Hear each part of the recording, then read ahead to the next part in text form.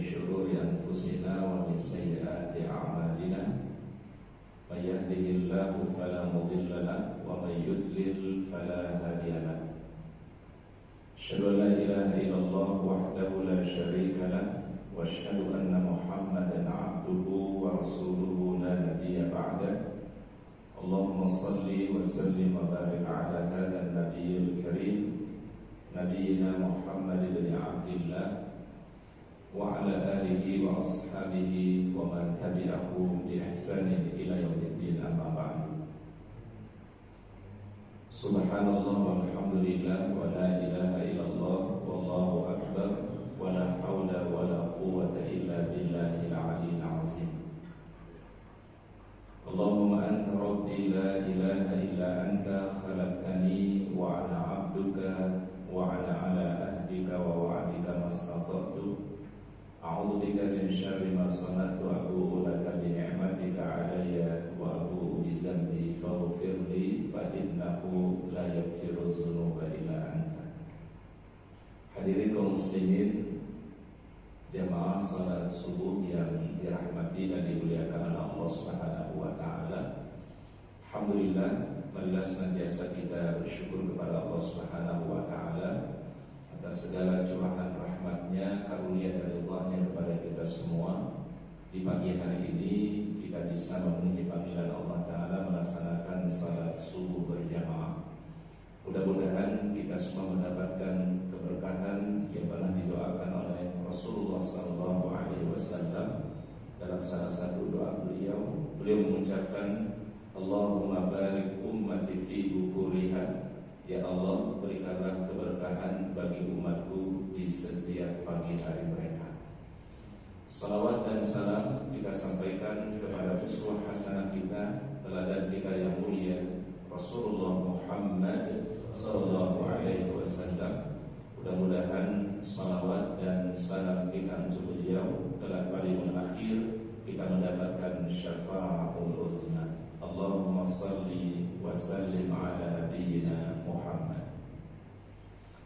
Hadirin yang dirahmati oleh Allah Subhanahu wa taala, sebelum kita memasuki pada tema kajian kita, ada satu amalan yang disunnahkan oleh Rasulullah SAW untuk kita memperbanyak membacanya, yaitu doa yang pernah diucapkan oleh Nabi Yunus alaihissalam. La ilaha illa anta subhanaka inni kuntu minadh dhalimin. Para ulama mengatakan doa ini menjadi doa yang istimewa karena di dalamnya terdapat 3 hal atau 3 poin. Yang pertama adalah di dalamnya kalimat tauhid, la ilaha illa anta. Kemudian yang kedua, di dalamnya ada kalimat tasbih, subhanaka. Dan yang ketiga adalah ada pengakuan diri betapa banyak kealfaan kita sebagai manusia. Inni kuntu minadh dhalimin. Maka Rasulullah SAW dalam hadis sahih beliau mengatakan, man da'a bida'wati zinnun. Barang siapa yang senantiasa membaca doanya Zunnun. Zunnun itu maksudnya Nabi Yunus alaihissalam. Ja'alallahu min kulli dhiqin makhraja. Allah Ta'ala akan memberikan solusi pada setiap ujian yang Allah Ta'ala berikan, dan Allah Ta'ala akan memberikan kemudahan-kemudahan ketika ia menghadapi kesulitan. Bahkan ada satu anjuran Nabi SAW, kalimat ini bisa dibaca 40 kali ketika dalam keadaan sakit. Rasul katakan barang siapa membacanya dalam keadaan sakit 40 kali, kalau Allah Ta'ala memberikan kesehatan, maka Allah Ta'ala ampuni dosa-dosanya. Kalau dia meninggal dunia, Allah Ta'ala catat meninggal dunia dalam keadaan syahid, husnul khatimah. Luar biasa kalimat ini, itu kalimat la ilaha illa anta subhanaka inni kuntu minadh dhalimin. Dan insyaallah pada pagi hari ini kita akan melanjutkan kajian kita dari kitab Bidayatul Mustahid. Kita akan memasuki al-mas'alatul tsalitsah, permasalahan yang ketiga dari bab al-ghusl, ya, atau bab mandi, ya.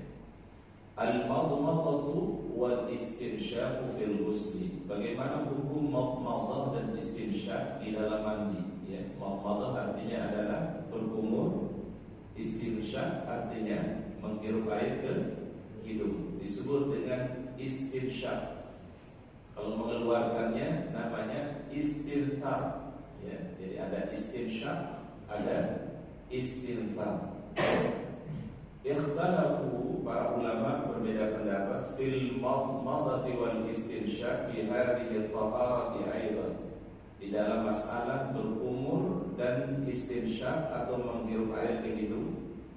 Di dalam masalah taharat tersebut, itu dalam masalah mandi, kakhtilafihim fihi ma fil wudu, sebagaimana perbedaannya para ulama dalam hal madmadah istinsyaq pada masalah wudu.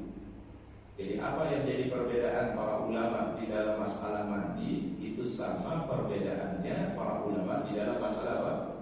Wudu. Ani yang saya masukkan, ya, kata muallif, ya, ani itu artinya yang saya maksudkan. Makanya kalau orang bilang yakni, sering kita sebut ya kalimat yakni, ya di dalam bahasa artinya adalah yang dimaksudkan. Yakni itu bahasa Arab atau asli bahasa Indonesia apa? Dari bahasa Arab. Yakni, ya. Hal huma wajiban fiha am la? Apakah madmadah dan istinsyaq itu wajib atau tidak? Ya. Apakah hukumnya wajib atau hukumnya sunnah? Fadhahaba qaumun ila annahuma ghairu wajibaini fihima. Sebagian ulama mengatakan madmadah dan istinsyaq di dalam masalah mandi ghairu wajibaini fiha, bukan hal yang wajib. Kalau bukan hal yang wajib berarti adalah hukumnya sunnah. Wa zahaba qaumun ila wujubihima, tetapi sebagian pendapat ulama mewajibkan keduanya di dalam masalah mandi, demikian juga dalam masalah wudu. Wa mimman dhahaba ila adami wujubihima, adapun ulama mazhab yang mengatakan tidak wajib madmadah dan istinsyaq, artinya hukumnya adalah sunnah, Malikun wa Syafi'iyu, Imam Malik dan Imam Asy-Syafi'i. Jadi menurut Imam Malik, menurut Imam Asy-Syafi'i, berdasarkan dalil yang mereka pahami, bahwasannya madmadah dan istinsyaq itu adalah hukumnya sunnah, bukan wajib. Dilakukan tetapi memang hukumnya sunnah, bukan wajib, ya. Kemudian berikutnya wa mimman zahaba ila wujubihima, dan adapun yang mengatakan itu hukumnya wajib madmadah dan istinsyaq Abu Hanifah wa ashabuhu, Imam Abu Hanifah, ya. Sama-sama melakukan sebenarnya, madmadah dilakukan, istinsyaq dilakukan, tetapi di sini perbedaan para ulama, ada yang menghukuminya menjadi wajib, ada yang menghukuminya menjadi apa? Sunnah. Wa sababu ikhtilafihim, adapun sebab terjadinya perbedaan pandangan di antara para ulama, mu'aradati zahiri hadithi Ummu Salamah, bertentangannya hadis Ummu Salamah lil ahadits allati nuqilat min sifati wuduhi fi tuhri, ya, berdasarkan hadis yang dinukil dari Nabi SAW tentang sifat wudhu beliau ketika bersuci. Wadhalika, yang demikian itu kata para ulama, anal ahadits allati nuqilat min sifati wudhu fi tuhri fiha al-madmadatu wal istinsyaq. Kalau kita baca hadis tentang sifat wudhunya Nabi SAW, disebutkan di situ madmadah dan istinsyaq. Jadi salah satu yang dikerjakan oleh Nabi di dalam wudu yaitu apa? Madmadah, berkumur, wal istinsyaq, dan istinsyaq atau menghirup air ke hidung. Wa hadis Ummu Salamah laisa fihi amrun la bi madmadatin wala istinsyaq. Tapi di dalam hadis Ummu Salamah yang terkait tentang mandi itu tidak ada penyebutan oleh Nabi SAW tentang madmadah dan istinsyaq. Rasul cuma katakan, ya, guyur air di kepalamu, kemudian guyurlah air itu di seluruh anggota tubuhmu. Jadi di dalam hadis apa? Ummu Salamah, ketika Ummu Salamah bertanya bagaimana cara mandi, Rasul tidak menyebutkan di situ adalah tentang madmadah dan istinsya. Tapi ketika cara mandi yang diriwayatkan oleh Aisyah, cara mandi yang diriwayatkan oleh Maimunah radhiyallahu anha, hadis itu ada penyebutan oleh Rasul, ada madmadah dan ada istinsya. Paham ya Pak ya? Jadi ternyata Rasulullah SAW ketika menjelaskan sesuatu kepada sahabat atau sahabiah, ternyata Rasul berbeda-beda cara menyampaikannya. Ketika Ummu Salamah bertanya kepada Nabi, Rasul cuma katakan, kalau kamu mandi janabah, cukup guyur kepalamu dan guyur apa? Seluruh anggota badan. Tidak disebut di sini apa? Madmadah dan istinsya. Tetapi di riwayat Aisyah radhiyallahu anha yang pernah kita baca sebelumnya, dari riwayat Maimunah, Rasul berwudu seperti wudunya untuk apa? Salat. Berarti kalau wudu seperti itu salat, berarti ada madmadah dan ada istinsya. Ya. Jadi terjadi perbedaan apa Pak? Perbedaan riwayat Rasulullah SAW. Faman ja'ala hadis Aisyah wa Maimunah. Dan barang siapa yang menjadikan hadis Aisyah dan hadis Maimunah, di hadis Aisyah dan hadis Maimunah itu menyebutkan tentang apa? Madmadah dan istinsya.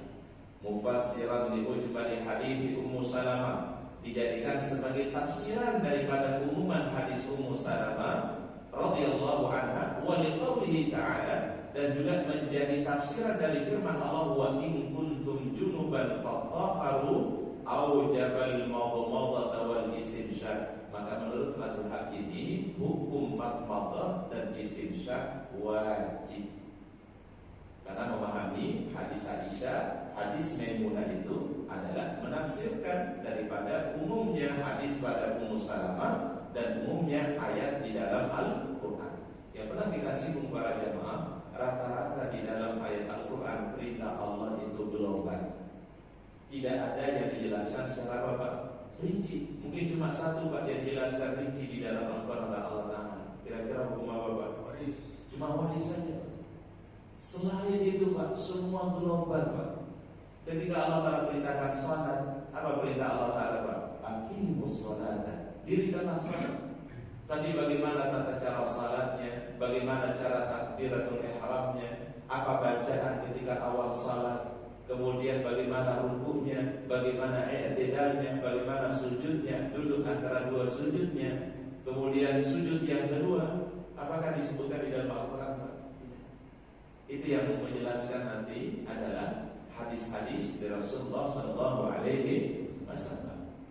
Wa atuz zakat, ya, tunaikan apa? Zakat. Tetapi tidak dijelaskan di dalam Al-Quran berapa nisabnya, kapan haulnya, ya, apa saja jenis-jenis zakatnya. Tidak dijelaskan oleh Allah, dijelaskan oleh hadis-hadis Rasulullah SAW.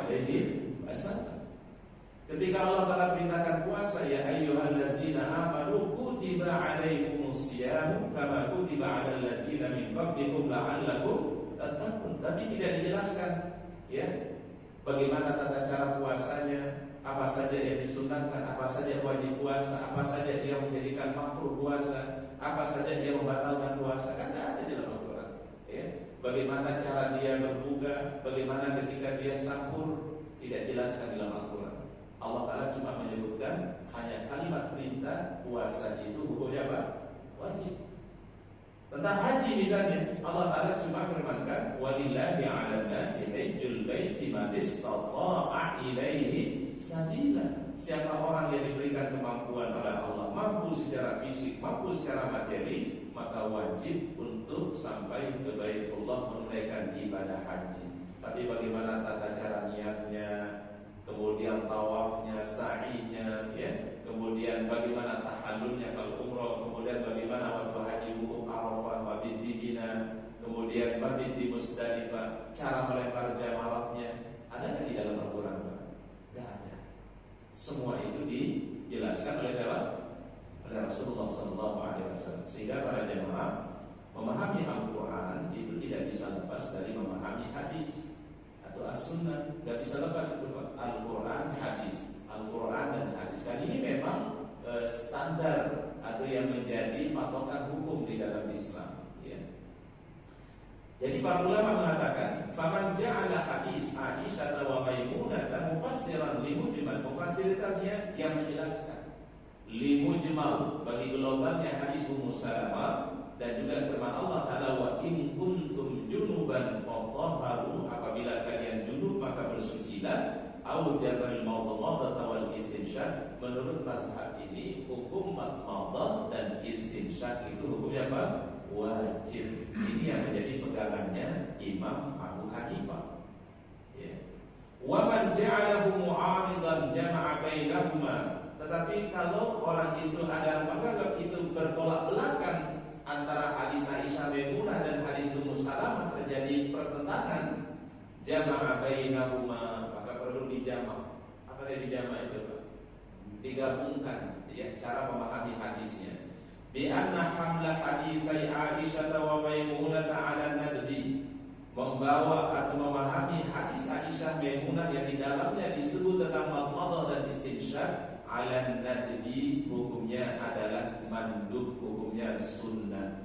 Wa hadis Ummu Salamah 'ala wujub, sedangkan hadis Ummu Salamah itu adalah yang menjadi standarnya wajib. Jadi berarti kalau Imam Syafi'i, Imam Malik itu penjelasannya begini, Pak.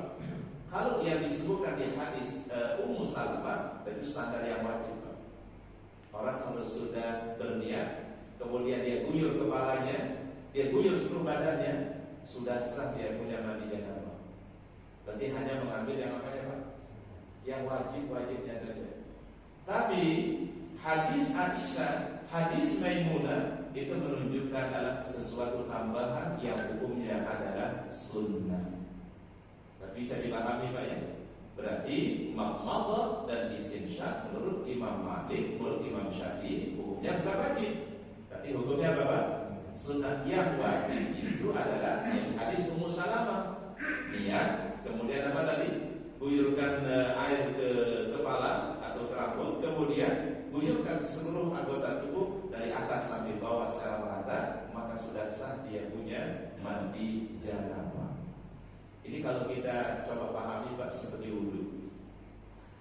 Wudu itu yang disebutkan di dalam Al-Quran kan cuma 4, ya. Fagsilu wujuhakum, apa? Membasuh apa? Wajah. Wa aydiyakum ilal marafiq, membasuh tangan sampai siku.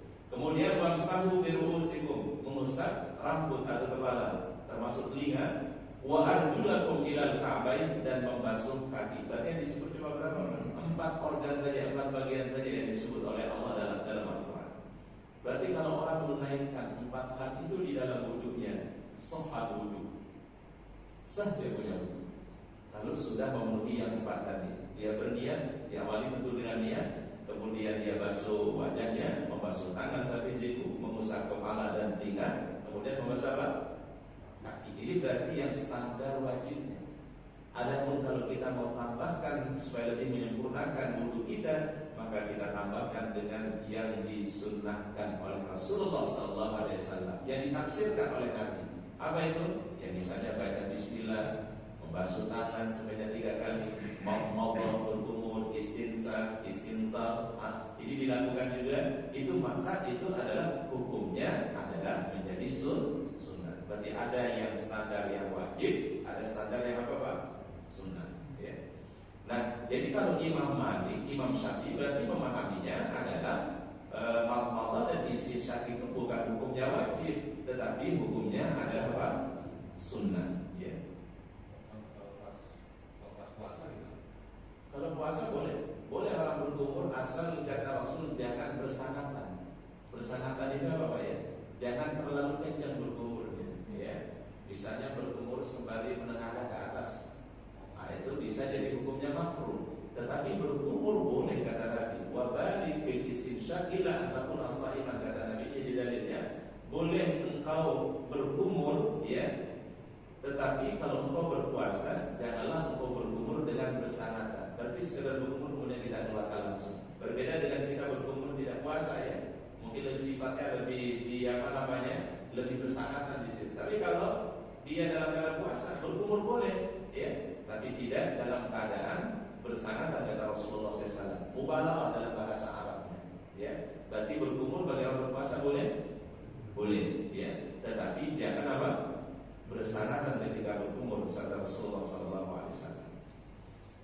Baik, kita lanjutkan berikutnya al-mas'alatu ar-rabi'ah, ya, permasalahan yang keempat, takhlilur ras. Takhlilur ras itu artinya apa? Menyela-nyela pada bagian kepala atau rambut ketika mandi janabah. Bagaimana hukumnya para ulama? Ya, jadi di sela-sela supaya rata basuhan air itu pada bagian kepala seorang. Wa li hadza sabab bi'ainihi, ya, ikhtalafu fi takhlilir ra'si. Demikian juga di dalam masalah menyela-nyela rambut. Hal huwa wajibun fi hadhil tahara am la? Apakah hukumnya wajib atau hukumnya sunnah? Wa mazhabu Malik wa Syafi'i, pendapat Imam Malik dan pendapat Imam Syafi'i, annahu mustahab, hukumnya adalah disunnahkan. Wa mazhabu ghairihi, adapun mazhab yang lainnya, ini mazhabnya Imam Abu Hanifah, annahu wajibun, hukum takhlilur ra's, menyela-nyela pada bagian kepala itu hukumnya apa? Wajib. Ini mirip dengan perbedaan yang tadi Pak, yang di atas tadi. Wa qad adada madhhabahu min man awjaba takhlil. Ada sesuatu hadis yang dijadikan penguat, ya, bagi mazhab yang mengatakan wajib takhlil, wajib untuk menyela-nyela rambut, ya. Tapi kita lihat nanti syarat hadisnya. Bima ruwiya anhu sallallahu alaihi wasallam, yang diriwayatkan dari Rasulullah sallallahu alaihi wasallam, annahu qala tahta kulli sya'ratin janabatun. Pada setiap bagian bawah rambut itu ada janabah. Maka harus diapain Pak? Di sela-sela, ya. Fa'anqul basyaratu wa bullu sya'ra, maka sampaikanlah air itu pada bagian kulit rambut, ya, wa bullu sya'ra, dan ratakan air itu pada rambut kalian. Cuma di sini di sanad hadisnya wa huwa hadisun dhaif. Coba kita lihat nomor 2 Pak. Di catatan kaki ya Pak ya. Catatan kaki nomor 2 ya Pak ya. Wa huwa hadisun dhaif, ya. Cuma hadisnya memang lemah, ya. Dia mengatakan wajib takhlil, ya. Akhrajahu Abu Dawud. Ini hadis diriwayatkan Abu Dawud wa Tirmizi wa Ibnu Majah wa Ibnu Adi fil Kamil wa Abu Nu'aim fil Hilyah wal Baihaqi fi Ma'rifati Sunan wal Athar. Ini para perawi yang meriwayatkan hadis yang tadi, cuma derajat hadisnya disebut dengan hadisun dhaif, ya. Baik, berarti adalah kalau kita kembali kepada asal hukumnya adalah hukumnya takhlilur ra'si mustahab. Mustahab itu artinya adalah hukumnya sunnah, bukan hukumnya wajib. Artinya adalah ketika orang menyela-nyela pada bagian rambut, harapannya menyempurnakan daripada perintah, tetapi bukan menjadi satu hal yang wajib. Hukumnya adalah sunnah untuk menyela-nyela pada bagian kepala atau rambut. Al-masalah berikutnya, permasalahan berikutnya, at-tartib wal muwalat fil ghusli. Bagaimana hukum tertib? Tertib itu apa ya Pak tertib? Tertib itu berurutan, yang nomor 1 dijadikan nomor 1, yang 2 nomor 2, dan seterusnya, ya. Wal muwalat, muwalat itu satu basuhan dengan basuhan yang lain, jedanya jangan terlalu lama, disebut dengan muwalat, ya. Jadi jangan sampai satu basuhan kemudian dijeda dulu dengan satu kegiatan lama, kemudian kita basuh lagi, perbuatan berikutnya kita lakukan lagi. Itu bukan muwalat namanya, ya. Kayak orang wudhu misalnya, dia basuh wajahnya dulu, ya. Kemudian dia setelah ngobrol gitu Pak, ya. Mungkin selang berapa menit baru dia basuh tangan. Nah, ini maka wudhu bukan disebut dengan apa? Muwalat, ya. Muwalat itu adalah melakukan satu satu rangkaian ibadah dengan ibadah berikutnya, atau satu rukun dengan rukun berikutnya. Itu adalah secara berbarengan berikutnya tanpa ada jeda yang panjang. Itu disebut dengan al-muwalat. Dari kata wala yuwali muwalat, ya. Ikhtalafu, ya, para ulama berbeda pendapat. Hal min syartiha al-fawr wa tartib. Apakah syarat daripada bersuci ini segera dan juga tertib?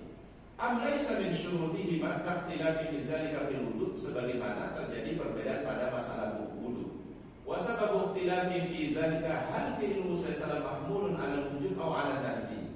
Perbuatan Nabi ketika mandi janabah itu apakah dibawa kepada suatu yang wajib atau dibawa kepada suatu yang sunnah?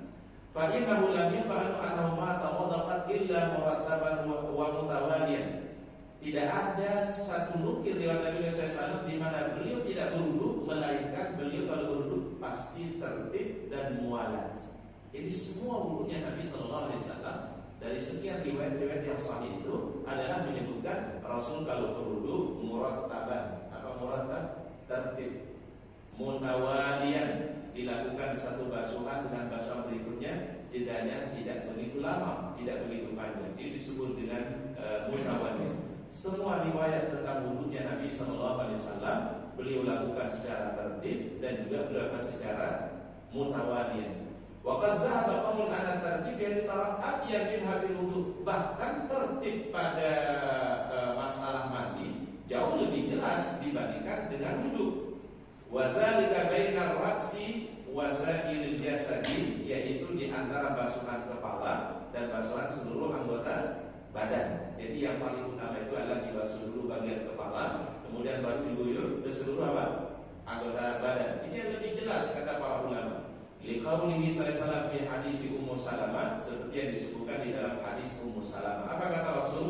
Innama yakfiki, sungguh cukup bagimu. Yakfi itu artinya cukup.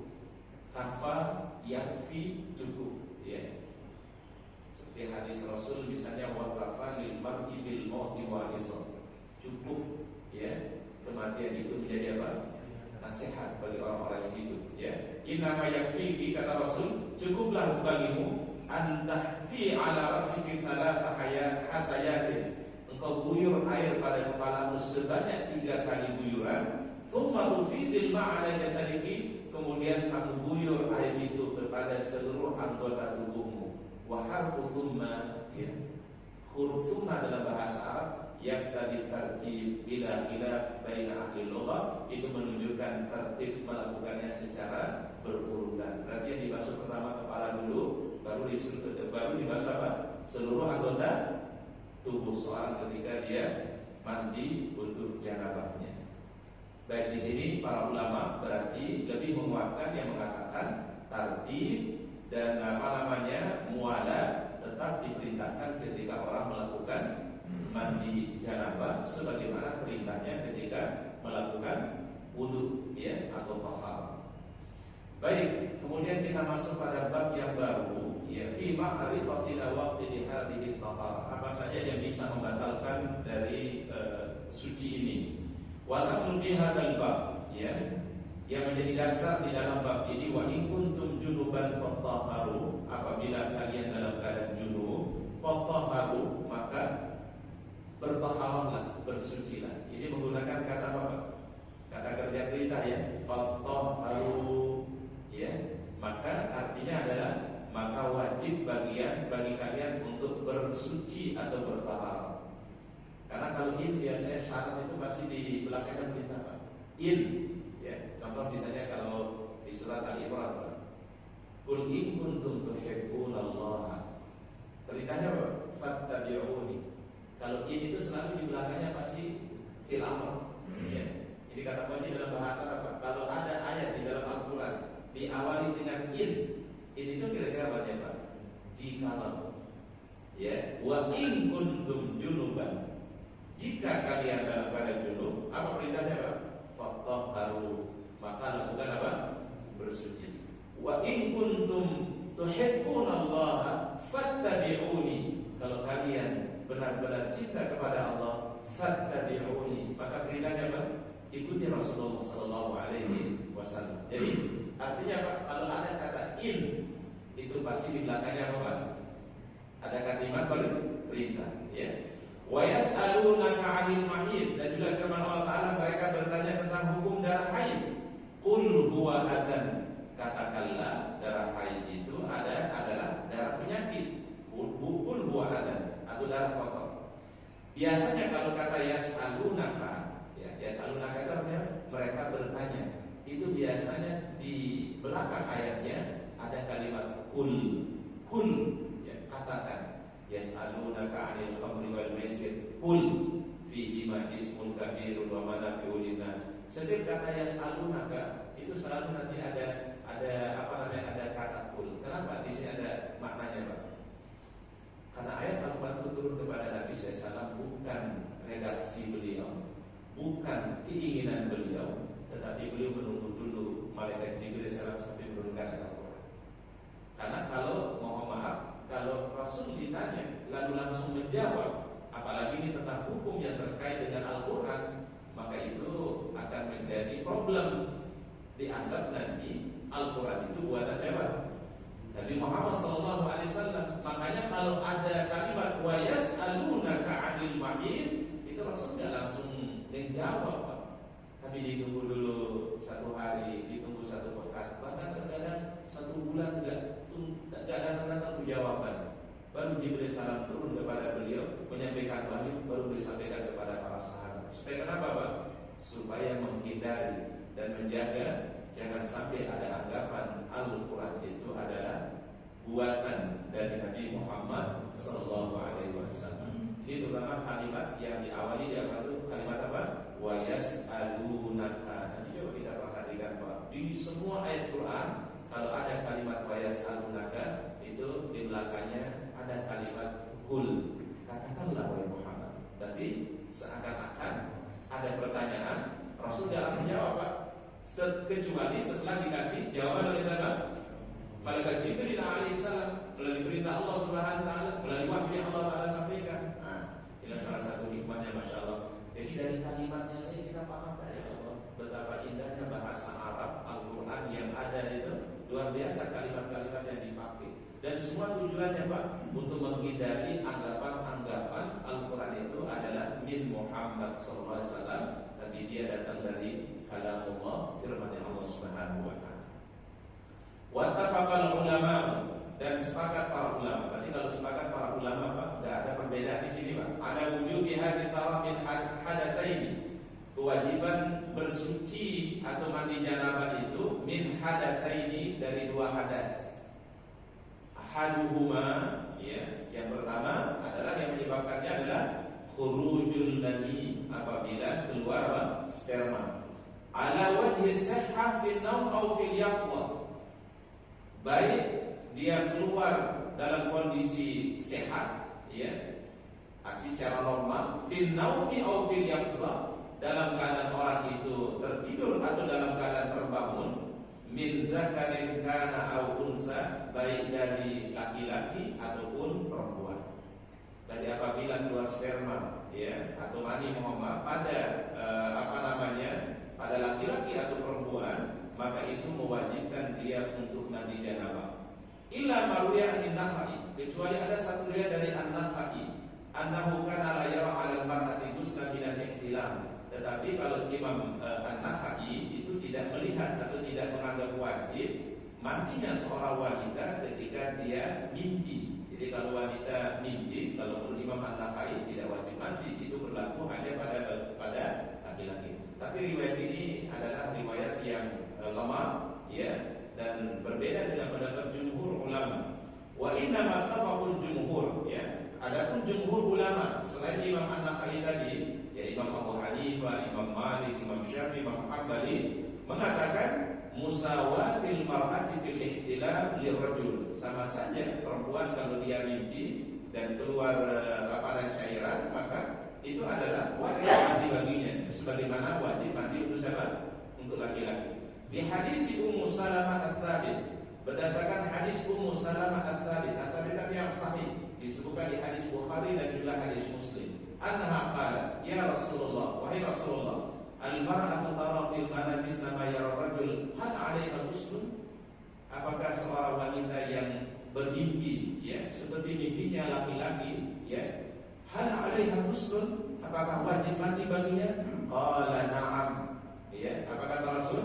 Qala na'am. Iya, idza ra'atil ma', apabila dia melihat keluar air, ya, sperma, ya, atau cairan dari dirinya, maka itu wajib mandi bagi wanita tersebut. Ini hadis sahih yang dipakai oleh jumhur ulama. Mandi wajib itu berlaku bagi laki-laki ataupun perempuan bila terjadi mimpi pada dirinya. Wa ammal hadis as-tsani, adapun hadis yang kedua, alladzi tafaqa aidan, dan ini disepakati oleh para ulama mazhab tanpa ada perbedaan, fa huwa damul haid, yaitu darah haid. Ya, sepakat para ulama mewajibkan mandi apabila orang sudah bersih dari darah haidnya. Firman Allah Ta'ala, wa yas'alunaka 'anil mahid. Mereka bertanya tentang hukum haid.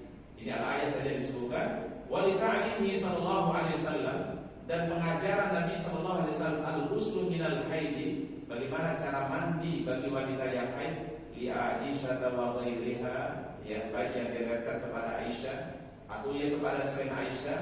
Waqtalabu fi hadzal bab mimma yajru majra usul fi mas'alataini masyhurataini. Ya, dari dua hal tadi terjadi ada dua masalah perbedaan para ulama. Ya, kalau tadi kan sifatnya hal yang disepakati, Pak. Berarti yang disepakati oleh para ulama yang menyebabkan mandi itu adalah pertama khurujul mani, keluarnya mani. Kemudian yang kedua adalah damul haid atau darah haid. Namun ada perbedaan para ulama di sini, Pak. Al-mas'alatul ula, permasalahan yang pertama. Al-ghuslu min iltiqa'il khitanain. Apakah mandi wajib? Apakah seorang wajib mandi apabila bertemu dua alat vital? Ya. Khitanain itu artinya ini kiasan, Pak, dua khitan. Dua khitan artinya, mohon maaf, alat vital laki-laki dan juga perempuan. Apakah sekedar dia bertemu saja, artinya sekedar masuk saja tanpa harus keluar mandi, apakah menjadikan wajib mandi atau tidak? Ini kurang lebih dari perbedaan para ulama. Ikhtalafa as-sahabatu radhiyallahu anhum. Jadi perbedaan ini ternyata terjadi dari masalah sahabat, ya, para sahabat Rasulullah. Fi sababi ijabil tuhri minal waqti, pada sebab wajibnya mandi karena bercampur suami istri. Al-waqtu itu artinya apa? Bercampur suami istri, atau kalau bahasa umumnya al-jima', ya. Kalau bahasa yang lebih halusnya al-waqtu. Makanya an-nikah itu, ya, an-nikah dalam bahasanya al-waqtu, ya. Tujuannya menghalalkan, ya, faraj seorang wanita yang tadinya enggak halal menjadi apa? Halal. Makanya disebut an-nikah. An-nikah itu makna asalnya apa? Al-waqtu, bercampur. Ya.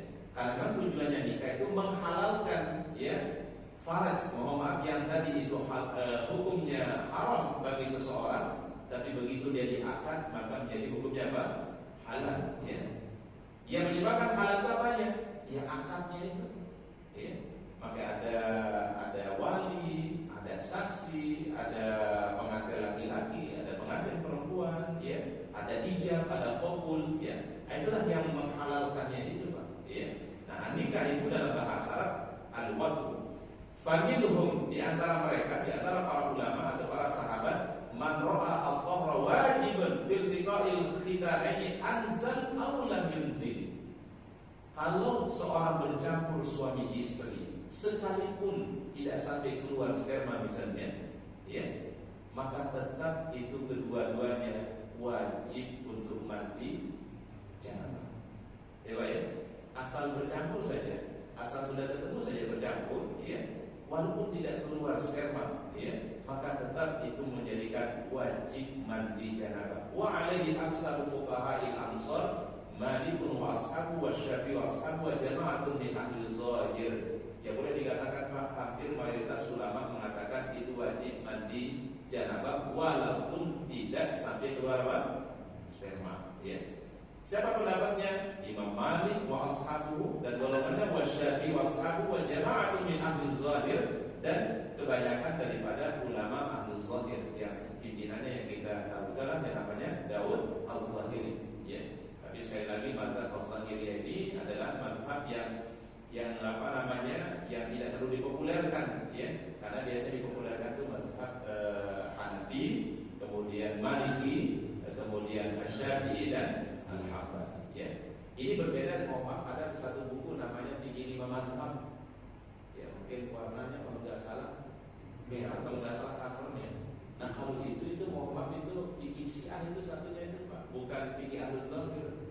Ya, kalau yang disebut oleh ulama Ahlus Sunnah biasanya kalau sebut 5 mazhab itu biasanya Hanafi, Maliki, Syafi'i, Hambali dan Ahlus Zahir. Karena Ahlus Zahir ini masih fikihnya Ahlus Sunnah wal Jamaah. Ya, Pak, ya. Tapi kalau buku yang mungkin ada jamaah yang pernah nunjukin ke Ustaz. Jadi ada buku judulnya Fikih 5 Mazhab. Imam mazhab di sini bukan mazhab Ahlul Zahir, tapi di situ adalah mazhab siapa? Syiah. Ya.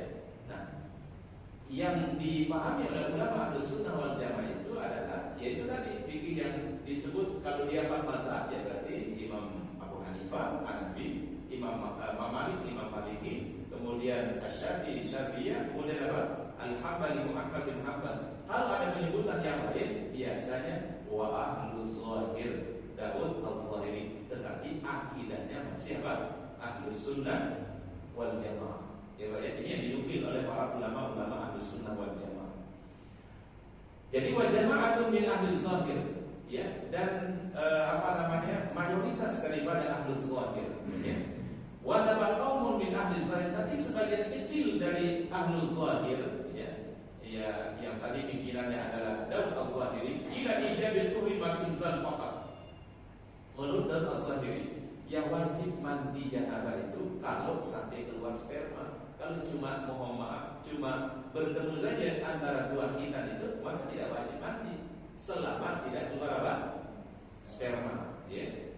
Wasababu fi ikhtilafihim, adapun sebab yang menjadi perbedaan para sahabat tadi, ta'arudu al-hadis bidzalika, karena memang ada hadis yang ta'arud, bertentangan satu dengan yang lainnya. Di anna warada fi dzalika hadisan sabitatani, ittafaqa ahlus sahih ala takhrijihima. Ada dua hadis yang sahih, tetapi dua hadis yang sahih sepertinya ada perbedaan gitu Pak. Kedua-duanya sahih, tetapi ada perbedaan, ya, ada pertentangan dari segi maknanya. Baik, akhrajahu al-Bukhari atau Muslim, diriwayatkan oleh Imam Al-Bukhari dan juga diriwayatkan hadis ini dari Imam Muslim. Adapun hadis yang bertentangan itu, ini keduanya hadisnya dari apa? Sahih, ya. Nah, cuma redaksinya ada sedikit perbedaan. Hadis Abi Hurairah radhiyallahu anhu. Yang pertama hadis Abu Hurairah, ani Nabi sallallahu alaihi wasallam, dari Rasulullah bersabda, "Idza qa'ada baina syu'abihal arba'." Apabila orang itu duduk pada bagian empat, ya, maksudnya adalah pada bagian kedua tangannya dan kedua kakinya. Ini kiasan sebenarnya Pak, mohon maaf artinya bercampur suami istri. Ya, pada bagian kedua tangan dan pada bagian kedua apa? Kaki. Syu'abihal arba', pada empat bagian, kedua tangan dan kedua apa? Kaki. Artinya terjadi apa? Bercampur suami istri. Wa alzaqal khitana bil khitani, lalu menyentuh satu khitan dengan khitan yang lain, artinya terjadi percampuran hubungan suami istri. Faqad wajibal uslu, maka wajib mandi. Ini nggak disebutkan Pak, apakah dia keluar atau tidak, ya. Yang penting asal dia sudah ketemu dua khitan, maka wajib apa? Mandi. Ini hadisnya sahih ini Pak, ya. Baik, ini hadis yang pertama. Al-hadis at-tsani, hadis yang kedua, ini pun juga ada perbedaan nanti dalam memahaminya. Hadis Utsman bin Affan annahu su'ila faqila lahu ara'aita ar-rajul idza jama'ahu wa lam yumni. Bagaimana pendapat Anda wahai Utsman apabila seorang laki-laki bercampur dengan istrinya tapi tidak keluar spermanya? Qala Utsman yatawadda kama yatawaddau lis-shalah. Maka dia cukup berwudu sama seperti wudunya untuk salat. Berarti tidak wajib apa? Mandi. Kalau menurut hadis siapa? Utsman. Sami'tuhu, kata Utsman, aku dengar itu cara atau riwayat itu min Rasulillah sallallahu alaihi wasallam, dari baginda Rasulullah sallallahu alaihi wasallam. Tadi ada dua hadis ya Pak ya. Pertama hadis tadi siapa namanya Abu Hurairah, yang dimana kalau seorang suami bercampur dengan istri itu asal sudah bertemu dua khitan maka sudah wajib mandi. Berarti tidak disebutkan apakah dia keluar sperma atau tidak keluar sperma. Yang penting sudah bercampur wajib mandi, ya. Tapi mazhab yang kedua, hadis yang sudah dipakai adalah hadis Utsman bin Affan, di mana ketika ditanya Utsman, yang wahai Utsman, bagaimana pendapat Anda ada seorang yang bercampur dengan istrinya tapi tidak sampai keluar spermanya? Apa kata Utsman?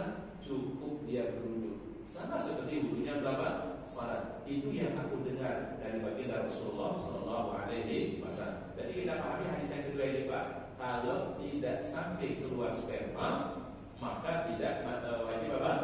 Mandi. Paham ya Pak ya? Ya. Hadis dua hadis ini hadis apa? Sahih ya dari Rasulullah sallallahu alaihi wasallam. Fazahaba ulama fi hadaini hadisaini mazhabaini. Dalam masalah ini para ulama ya memiliki dua mazhab. Mazhab yang pertama mazhabun naskhi namanya, mazhab menasakh. Nasakh itu Pak menghapus hukum sebelumnya. Ya, ada hukum, ada dua misalnya ada dua hukum, yang satu hukumnya begini, yang kedua hukumnya begini. Kalau di dalam memahami nasakh, berarti yang datang terakhir, dalil yang terakhir itu menasakh dalil yang pertama, Pak. Ya. Contoh misalnya, di antara yang pernah dinasakh oleh Al-Quran, ya, kalau orang itu berhadapan dengan musuh, dulu di awal Islam, satu orang itu tidak boleh lari dari 10 orang. Tapi ini berat bagi para sahabat. Maka kemudian dihapus, dinasakh, yaitu satu orang tidak boleh lari dari 2 orang misalnya. Ya. Atau misalnya di ayat akhir surat Al-Baqarah, ketika Allah Ta'ala firmankan lillahi ma fis samawati wa ma fil ardh wa in tubdu ma fi anfusikum aw tukhfuhu yuhasibukum bihillah. Ya, dulu apa saja yang terbersih dalam hati atau yang terucapkan itu langsung ditulis, ya, sebagai pahala ataupun sebagai apa? Dosa. Tapi berat bagi para sahabat, ya Rasulullah, nutiqus salat was shaum wal hajj wal jihad waz zakat. Kami mampu untuk puasa, kami mampu salat, zakat, haji, jihad ya Rasul. Tapi untuk mengamalkan ayat ini kami tidak mampu ya Rasulullah. Wa in tubdu ma fi anfusikum aw tukhfuhu yuhasibukum bihillah. Maka ayat ini dihapus Pak dengan ayat berikutnya. Bukan ayat apa? Amana Rasulullah bima unzila ilaihi min rabbih wal mu'minun kullun amana billahi wa malaikatihi wa kutubihi wa rusulihi la nufarriqu baina ahadin min rusulihi wa qalu sami'na wa ata'na ghufranaka rabbana wa ilaikal masir. Datang dihapus yang terakhir lagi oleh Allah Ta'ala, la yukallifullahu nafsan illa wus'aha. Berarti yang Allah Ta'ala hisab itu adalah sesuatu yang dari bersihkan hati ini Pak, yang terhisab oleh Allah hanya kalau sudah diucap saja. Tapi kalau cuma dalam hati orang itu mohon maaf, berniat yang tidak baik, itu Allah masih Ta'ala maafkan. Kecuali kalau dia sudah lakukan atau dia sudah ucapkan, itu baru dihitung dosa. Karena kenapa? Betapa berat orang kalau mengikuti semua apa yang terbersih di dalam hati. Syukur-syukur kalau niatnya bagus semua. Tapi kan namanya manusia, ada mungkin niatnya tidak baik, ada niatnya tidak bagus. Kalau kita pakai ayat yang tadi lillahi ma fis samawati wal ardh, itu maka semua yang ada dalam hati kita perbuatan apa namanya sesuatu yang tidak baik itu dicatat langsung. Tapi turun ayat la yukallifullahu nafsan illa wus'aha. Berarti ayat yang terakhir menghapus ayat sebelumnya. Ini namanya an-nasikh wal mansukh. Tentu ada rahmatnya untuk kita semua para jemaah.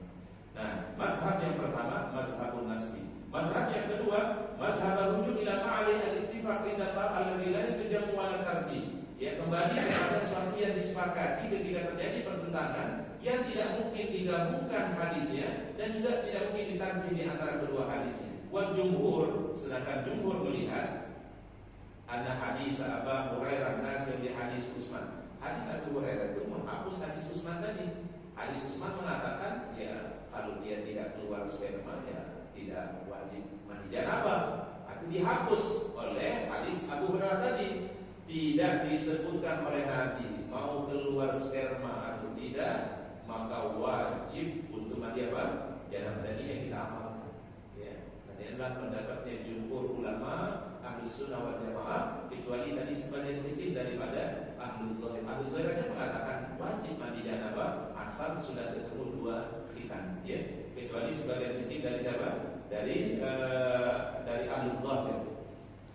Kemudian wa minal hujjah lahum ala dzalika ma Nabi an Ubay bin Ka'ab. Adapun yang dijadikan riwayat ya dalam hal itu adalah hadis Ubay bin Ka'ab anhu qala inna rasulullah innama ja'ala dzalika rukhsatan fi awal Islam tsumma amara muslim. Jadi hadis Utsman itu adalah dulu di awal Islam memang dipakai Pak.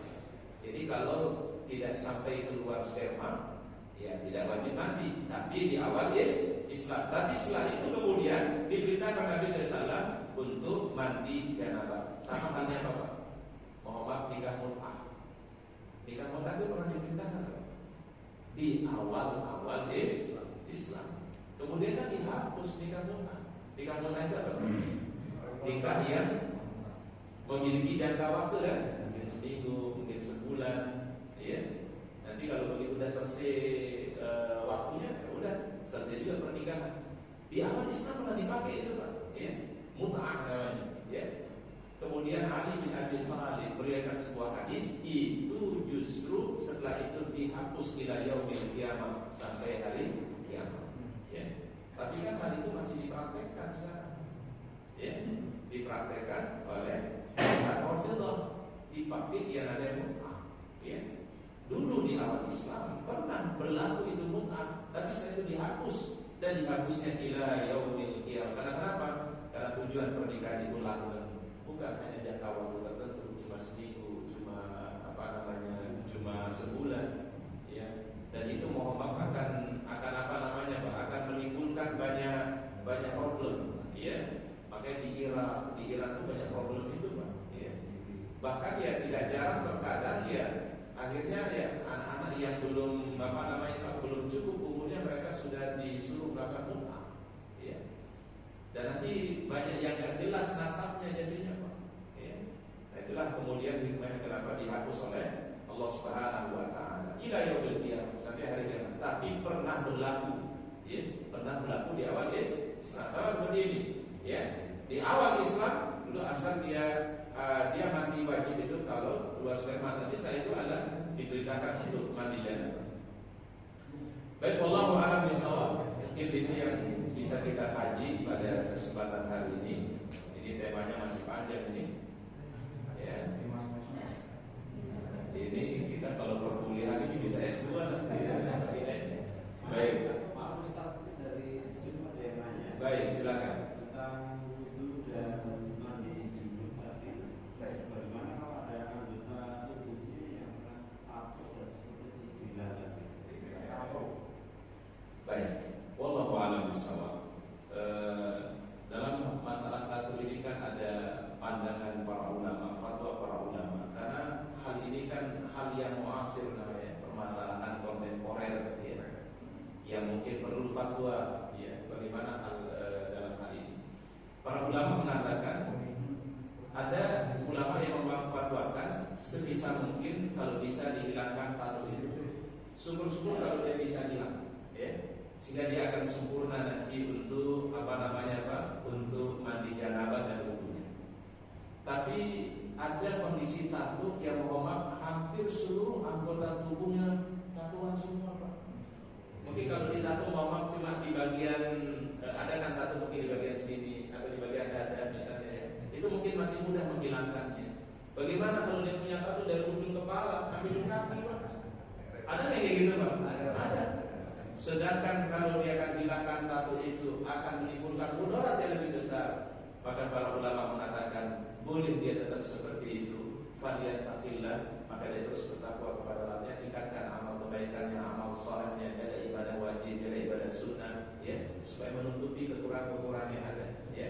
Jadi dilihat keadaannya, Pak. Kalau mungkin dia hilangkan, alhamdulillah, supaya lebih sempurna dia punya wudu atau lebih sempurna dia punya mandi janabah. Tapi bila tato itu jumlahnya begitu besar dan mudaratnya lebih besar ketika dia akan hilangkan, maka sebagian ulama mengatakan boleh dia tetap kondisi itu, tetap insya Allah dia sah dia punya wudu atau sah dia punya mandi janabah. Tetapi taubat kepada Allah, taubatan nasuha. Dan sekarang banyak yang bertato hijrah jadi orang yang baik, dan masya Allah bahkan ada yang sudah bisa menghafal Quran. Ya.